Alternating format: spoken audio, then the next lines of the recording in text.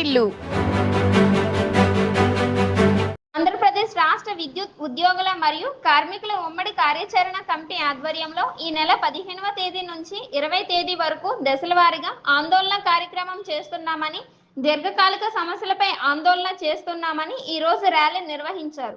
అనంతరం మీడియా సమావేశంలో మాట్లాడుతూ ఆంధ్రప్రదేశ్ విద్యుత్ ఉద్యోగుల జాయింట్ యాక్షన్ కమిటీ పిలుపు మేరకు ఈరోజు విజయనగరం సూపరింటెండెంట్ ఇంజనీర్ ఆఫీస్ కార్యాలయం దగ్గర విద్యుత్ భవన్ దగ్గర వందలాది మంది జిల్లా నలుమూల నుండి వచ్చి స్వచ్ఛందంగానే విద్యుత్ ఉద్యోగులు ఈరోజు రిలే నిరాహార దీక్షలో సుమారు 50 మంది విద్యుత్ ఉద్యోగులు స్వచ్ఛందంగా వచ్చి పాల్గొనడం జరిగింది.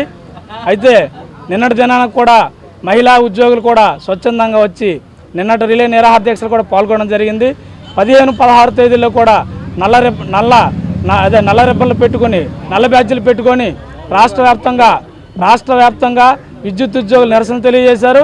అలాగే 16, 17 తేదీల్లో కూడా రాష్ట్ర వ్యాప్తంగా అన్ని జిల్లా ఎస్సీ కార్యాలయాల ముందు మధ్యాహ్న భోజన విరామ సమయంలో విద్యుత్ ఉద్యోగులు భారీ ఎత్తున అధిక సంఖ్యలో తన యొక్క విధులు నిర్వహించుకొని శాంతియుతంగా ట్రాన్స్కో మేనేజ్మెంట్కి ప్రభుత్వానికి ఎటువంటి నష్టం లేకుండా శాంతియుతంగా దీర్ఘకాలిక న్యాయమైన విద్యుత్ ఉద్యోగుల సమస్యల కోసం పోరాటం అనేది రాష్ట్ర వ్యాప్తంగా జరుగుతుంది. అందులో భాగంగానే ఈరోజు వందలాది మంది ఉద్యోగులు మహిళా ఉద్యోగులతో పెన్షనర్స్తో అలాగే 50 మంది రిలే నిరాహార దీక్షలో కూర్చుని విద్యుత్ ఉద్యోగులతో ఈ పోరాటం అనేది చేయడం జరుగుతుంది. మిత్రులారా, ఈ పోరాటం చేయడం చాలామంది అనుకోవచ్చు విద్యుత్ ఉద్యోగులకి జీతాలు ఎక్కువ అంటున్నారు.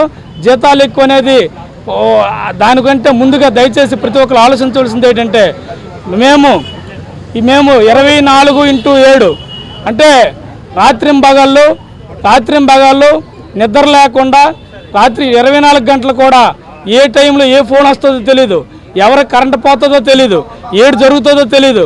ఆ విధంగా విద్యుత్ ఉద్యోగులు ఓఎండ్ఎం స్టాఫ్ అంతా కూడాను రాత్రింబగళ్ళు సిద్ధపడి బ్రేక్డౌన్లు, ట్రాన్స్ఫార్మర్ ఎరెక్షన్లు, అలాగే స్తంభాలు పడిపోయినా, లైన్లు తెగిపోయినా, అలాగే వీధురుగాళ్ళు వచ్చినా, ఎటువంటి భయంకరమైన పరిస్థితులు వచ్చినా సరే అటువంటి పరిస్థితులకి ప్రాణాలు తెగించి కొన్ని వేల మంది ఇప్పటికే ఆంధ్ర రాష్ట్రంలో మరణించడం జరిగింది.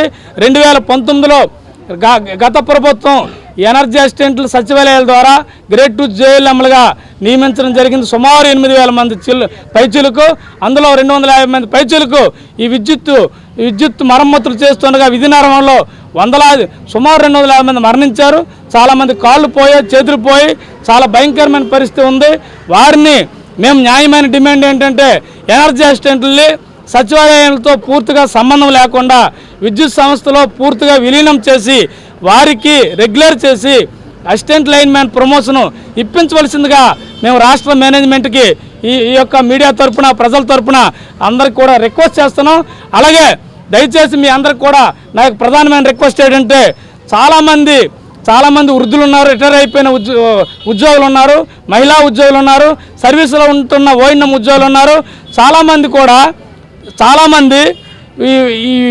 చాలామంది వారి శరీరంలో అనారోగ్యం గురైనప్పుడు ఈ హాస్పిటల్కి వెళ్తే చాలా హాస్పిటల్లో జాయిన్ చేసుకోవట్లేదు.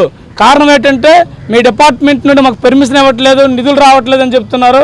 దయచేసి ఎప్పటికైనా ట్రాన్స్కో మేనేజ్మెంట్ స్పందించి ఉన్న విద్యుత్ ఉద్యోగులకి, పెన్షనర్లకి అందరికి కూడా పూర్తి వైద్య సదుపాయం, అన్లిమిటెడ్ మెడికల్ సదుపాయం కల్పించవలసిందిగా ట్రాన్స్కో మేనేజ్మెంట్కి రిక్వెస్ట్ చేస్తున్నాం. అలాగే ఈపీఎఫ్ నుండి జీపీఎఫ్ అనేది దీర్ఘకాలిక సమస్య, అది నెరవేర్చమని, అది త్వరగానే పరిష్కరించమని మేనేజ్మెంట్ కోరుతున్నాం. కారణం ఏంటంటే చాలామంది రిటైర్ అయిపోతున్నారు ఈపీఎఫ్ హోల్డర్స్ అంతా. వాళ్ళకి 2,000, 3,000, 1,500, 4,000 పెన్షన్ ఇస్తుంటే ఎలా బ్రతుకుతారు? అలాగే గతంలో డిపార్ట్మెంటు ఏవైతే ఏపీఎస్సీపీ రెగ్యులేషన్స్ ఉన్నాయో అవన్నీ మార్చేసి కొత్త రెగ్యులేషన్స్ పెట్టారు. ఆ రెగ్యులేషన్స్ వల్ల విద్యుత్ ఉద్యోగులు వాళ్ళకి పూర్తి స్కేల్ ఇవ్వట్లేదు సరికదా. చనిపోయిన వారి కుటుంబ సభ్యులు జాయిన్ అయినా, కొత్త ఉద్యోగులు జాయిన్ అయినా 15,000 రూపాయలు వేతనం ఇస్తున్నారు. దాంతో ఎవరు కూడా జీవించలేని పరిస్థితి ఉంది.